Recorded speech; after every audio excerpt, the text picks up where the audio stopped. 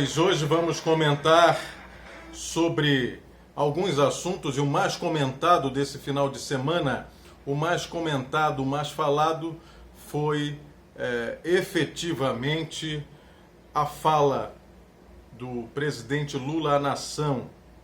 Lula falou sobre soberania, Lula falou contra o imperialismo, Lula falou que o Bolsonaro utilizou a pandemia como uma arma de destruição em massa. É importante falar sobre isso. Falou sobre a defesa das empresas nacionais, a Petrobras, a Embraer, enfim. Lula falou de esperança, trouxe esperança. Eu lembro sempre do professor Paulo Freire, a esperança não sendo a espera pelo futuro melhor, mas a esperança do verbo esperançar, né? Fazer com que essa esperança aconteça. Foi excelente a fala do Lula, foi uma fala de um estadista, foi a fala de alguém que realmente está preocupado com o povo, está preocupado com a população. Lula, aos 75 anos, se colocou à disposição do povo brasileiro para ajudar a reconstruir o Brasil num período pós-pandemia. Enfim, se colocou na luta aí ao lado do povo brasileiro para que a gente possa ter dias melhores. E a frase que mais eu senti a energia e a força, eu ouvi de um espectador, na verdade, de uma espectadora dessa fala do Lula, né? Que foi a minha irmã Mônica. Ela falou uma coisa, acho que muito profunda. Ela falou assim: Rafael, a gente pode voltar a ter esperança. O que estava ocorrendo de fato é que estávamos todos desesperançados. Estávamos todos como aquele filho que a mãe é viúva e se casa e tem um padrasto perverso, né? Ou então que inversamente proporcional, né? Que a mãe é viúva, o pai é viúvo e a mãe se casa, né? Enfim, e o filho é maltratado, é perseguido. É assim que a gente se sente sendo presidido por esse personagem que está aí sentado na cadeira de presidente por algum tempo. Queira Deus que seja logo e esse homem vá-se embora, porque as pessoas já estão cansadas de tanta brutalidade, de tanta grosseria, estão cansadas de não ter uma liderança que olhe com carinho, com respeito para a população, né, que não defenda os interesses do país, que entregue, como Lula bem citou, a base de Alcântara para ser um quartel norte-americano no Brasil, e deixando bem claro que não foi nem os Estados Unidos que pediu, ele saiu entregando, porque é um vassalo, o Bolsonaro é vassalo dos Estados Unidos, é vassalo dos interesses norte-americanos, é um lesa-pátria, é uma pessoa que é desprezível no que tange à defesa dos interesses do Brasil e da nossa população. E o Lula falando de sua prisão, falando que passou dias terríveis, mas que não guarda mágoa, que não guarda rancor, que, enfim, foi criado assim, né? Viveu a vida inteira aprendendo, né? O Lula tem aquela sabedoria que só os políticos raros têm, aquela sabedoria política, como tinha o Leonel Brizola, como tinha o Dr. Ulisses Guimarães, como tinha, enfim, Luiz Carlos Prestes. Quem conheceu, eu tive a oportunidade de, quando era criança, adolescente, ter conhecido o Cavaleiro da Esperança, Luiz Carlos Prestes, né, com aquela sabedoria, um homem de pequena estatura física, mas de uma estatura moral, né? Parecia um profeta do comunismo, né? Você olhava nos olhos dele e você se emocionava. O mesmo com Brizola. E o Lula faz parte dessa cepa de políticos raros, né? Que o Brasil produziu e, oxalá queira Deus, haverá de produzir muito e muito mais. Então, meus parabéns ao presidente Lula por nos dar esperança, por mostrar num discurso muito bem elaborado, muito bem feito, né? Citando inclusive Vitor Hugo, né? Os marxistas falam muito de Marx, mas eu acho que é muito importante também ler Vitor Hugo. O paraíso dos ricos é feito do inferno dos pobres. O inferno dos pobres é do inferno dos pobres que se faz o paraíso dos ricos, corrigindo em boa hora, inclusive. Eu quero aproveitar e pedir a você, meu amigo, que nos ajude. Compartilhe nas suas redes, compartilhe no seu WhatsApp, nos seus grupos de WhatsApp, que é muito importante isso. Tem companheiros, tem amigos aqui que estão no dia a dia da nossa TV Galvão, aqui na nossa página Rafael Galvão. Já passamos de 50 mil seguidores e estamos caminhando para 34 mil curtidas na página. Eu só tenho que agradecer a você que está todo dia com a gente, nos prestigiando, que nos prestigiou na última entrevista do domingo, né, na TV Galvão, com Rafael Medeiros. Aquela entrevista vai produzir mais um programa aqui da nossa página chamado Rafael ao Quadrado, em homenagem lá ao Atushi e ao Estopa, né, que fazem o Léo ao Quadrado. Aqui vai ser Rafa ao Quadrado e provavelmente a gente vai aos domingos estar aqui sempre debatendo sobre marxismo, sobre socialismo, sobre trabalhismo, né? Sobre o capitalismo global, né? Enfim, a função dos estados nacionais, o que isso afeta na sua vida. Eu só tenho que agradecer a você, né, que está aí todos os dias nos ajudando, né? Na semana que vem a gente vai lançar uma nova campanha, né, para fortalecimento da nossa página, que é a sua página, né? Que é a sua página, é sua. Você nos ajuda sempre.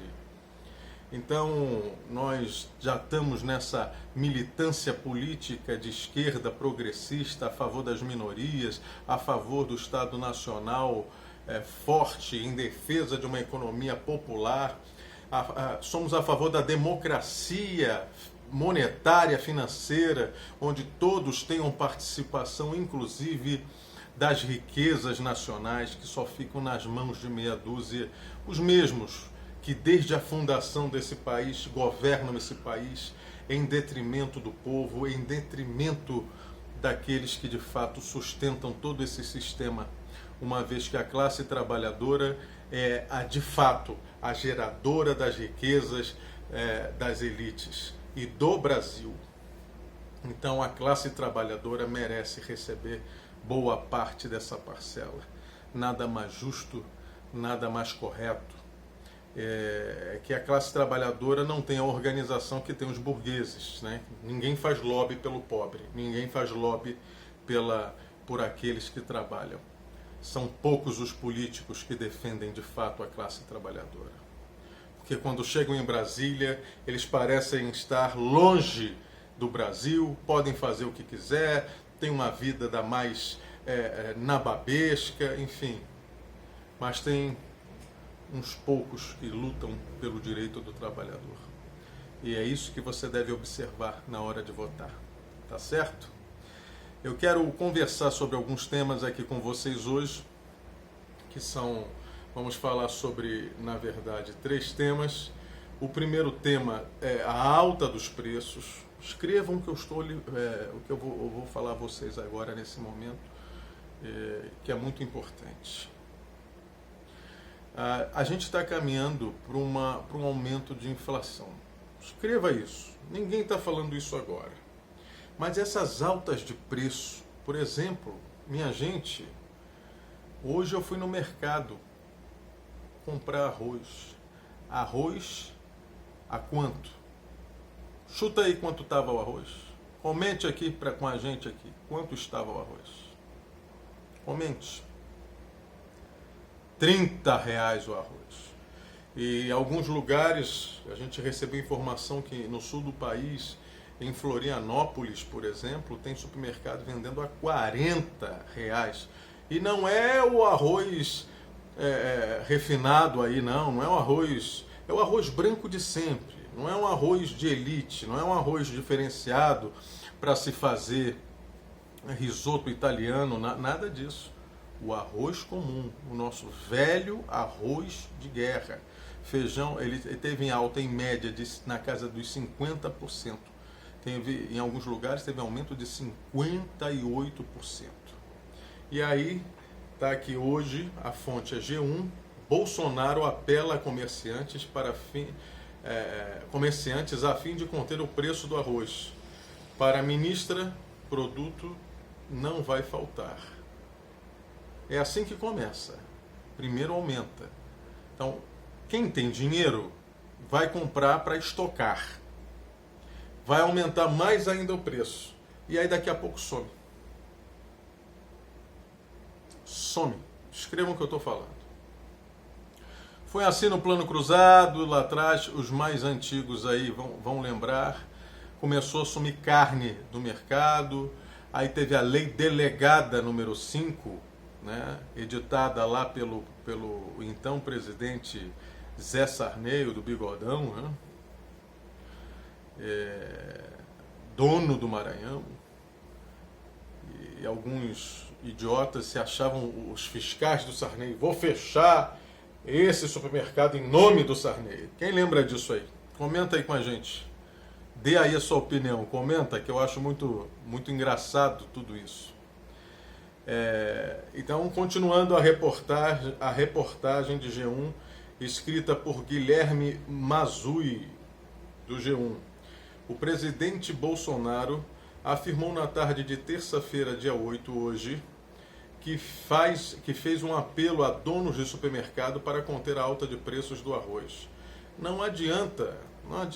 O capitalista ele não se sensibiliza com isso. Primeiramente é o lucro, segundo é o lucro, terceiro é o lucro, lá atrás é o semelhante, muito lá atrás é depois a questão do país, da nação. Então não adianta ficar pedindo pelo amor de Deus, né? O governo tem que tomar medidas para que o preço do arroz caia. Tá certo? Se há qualquer tipo de subsídio já dado aos produtores de arroz, né? Caso eles não produtores e distribuidores, né? Os mercados, supermercados, hipermercados, enfim. Se eles não fizerem a parte deles, devem sofrer alguma sanção. É para isso que serve o Estado, é para regular as relações, inclusive comerciais. Se há algum desequilíbrio que pode vir a trazer desabastecimento à população brasileira, no meio de um caos, que é esse caos promovido pela pandemia da doença Covid-19. Então é preciso que as pessoas estejam abastecidas, né?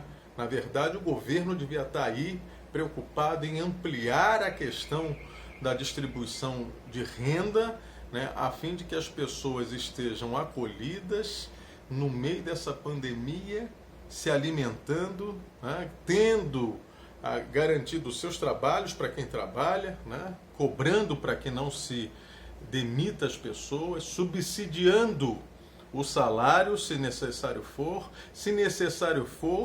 em imprimir moeda, papel moeda, né, para que a gente passe por isso e o povo não saia destruído dessa história.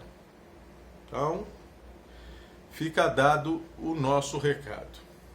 A segunda questão que eu queria passar para vocês, eu quero mandar um abraço para o Botinho Tigre, que está aqui com a gente, que eu estou vendo ele. Quero mandar um abraço também para você que está sempre aqui com a gente. Muito obrigado pela sua audiência. Então, vamos aqui. Procuradoria da Fazenda recomenda veto a perdão de dívidas tributárias da Igreja. Veja você, meu amigo, veja você, minha amiga. A emenda que prevê a anistia foi incluída em projetos sobre outro tema durante tramitação no Congresso. Presidente Jair Bolsonaro tem até sexta-feira, dia 11, para sancionar ou vetar. Olha, me dá nojo. Um parecer da Procuradoria da República, da Procuradoria-Geral da Fazenda Nacional, a PGFN, órgão ligado ao Ministério da Economia, recomendou ao governo veto à proposta aprovada no Congresso que perdoa dívidas tributárias de igrejas e as isenta do pagamento de contribuições previdenciárias. Bom, vocês já sabem da crítica que eu faço, né? Eu já fui uma pessoa religiosa, fui um seminarista, acho que a gente deve respeitar todas as religiões, a gente deve ter, né, enfim, e militar para que todos tenham direito de culto, seja qual religião for, católicos, pessoal de religiões de matiz africana, né, Umbanda, Candomblé, enfim, Quimbanda, né, que os evangélicos tenham direito de culto, mas você, né, fazer um jabuti. O que é um jabuti? Jabuti é uma lei que está tramitando dentro do Congresso e você de repente, e ela trata de uma coisa, e de repente no meio dessa lei você coloca alguns artigos que abraçam outras. Ou seja, isso aí na minha terra, lá no Rio de Janeiro, chama-se manha do gato. É a manha do gato, é a malandragem, né? É um jabuti, está embutido ali, é a gíria do Congresso Nacional. O cara colocou um jabuti dentro da lei para poder beneficiar alguém que não é alvo dessa lei. Então, isso que fizeram. O prejuízo aos cofres públicos no perdão dessa dívida é de R$1 bilhão. O que se pode fazer com esse dinheiro, né? Por que não pega e cobra esse dinheiro, pega esse dinheiro e invista na questão da Covid? Invista na questão da distribuição de renda. Compre cestas básicas e distribua entre a população.